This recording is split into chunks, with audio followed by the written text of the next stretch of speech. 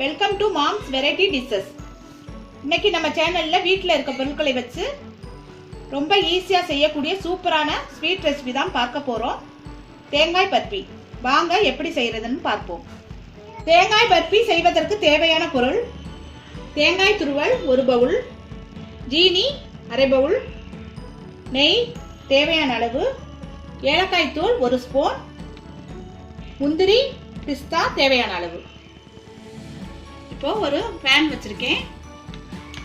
இதில் 1 ஸ்பூன் நெய் விட்டுக்குவோம்.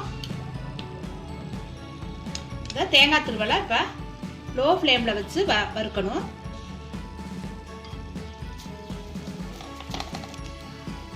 இந்த தேங்காய் துருவல் ஈரப்பதம் போகிற அளவுக்கு 1 நிமிஷம் வறுத்துக்கிட்டா போதும். இந்த மாதிரி கலர் மாறாத அளவுக்கு மாதிரி உதிரி உதிரியாகவும் வறுத்து விட்டுக்குங்க. அடுத்து நம்ம ஜீனி பாவு செய்யறத பார்ப்போம். அதே பேன்ல இப்போ 1/4 பவுல் தண்ணி ஊத்துறேன்.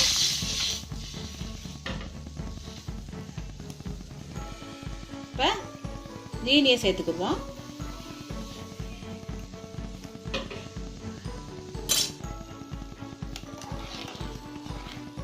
இது ஜீரா வந்து ஒரு கம்பி பதம் அளவுக்கு நம்ம காய்ச்சி வச்சுக்கணும்.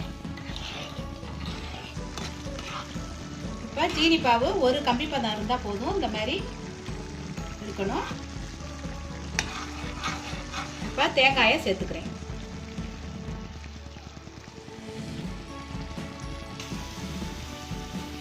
தேங்காய் பூ போட்டு இந்த மாதிரி நல்லா கிளறி விட்டுக்கிறணும்.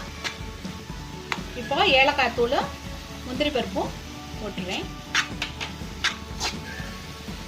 இதோட 1 ஸ்பூன் நெய் சேர்த்துக்கிறேன். இதுக்கு நெய்லாம் ரொம்ப அளவு தேவையில்லை, அதிகம்.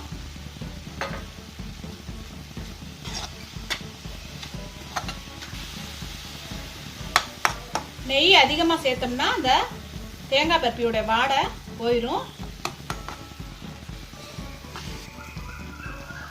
இந்த தேங்காய் பருப்பியில் தேங்காய் ஸ்மெல் தான் அதிகமாக வரணும். அதனால நெய் அதிகமாக நம்ம சேர்க்கக்கூடாது.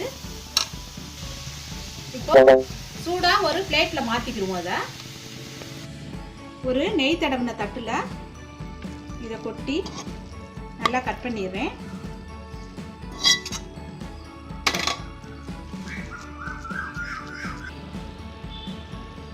இந்த மாதிரி தட்டில் கொட்டிட்டு நல்லா சதுரமாக சேவ் பண்ணி வச்சுக்கோங்க. இதை சூட்டோடையும் கட் பண்ணிட்டு உங்களுக்கு சேவ் பண்ணி காமிக்கிறேன். இப்போ இதை அரை சூட்டோடையும் கட் பண்ணிடணும். அப்புறம் இறுகிருச்சுன்னா கட் பண்ண கஷ்டமாக இருக்கும். அடுத்து உங்களுக்கு சேவ் பண்ணி காமிக்கிறேன். தேங்காய் பர்பி ரொம்ப டேஸ்டியாக அருமையாக ரெடி ஆயிடுச்சு. ஒரே மாதிரி ஸ்வீட் செய்யாமல் இந்த மாதிரி தேங்காயை வச்சு வித்தியாசமாக செஞ்சு கொடுத்தீங்கன்னா குட்டீஸ் ரொம்ப விரும்பி சாப்பிடுவாங்க. விசேஷ நாட்களில் கூட இந்த ஸ்வீட் நீங்கள் செய்யலாம். நீங்களும் ஒரு முறை ட்ரை பண்ணி பாருங்கள். கண்டிப்பாக பிடிக்கும். இன்னொரு டிஷ்ஷோட உங்களை சந்திக்கிறேன்.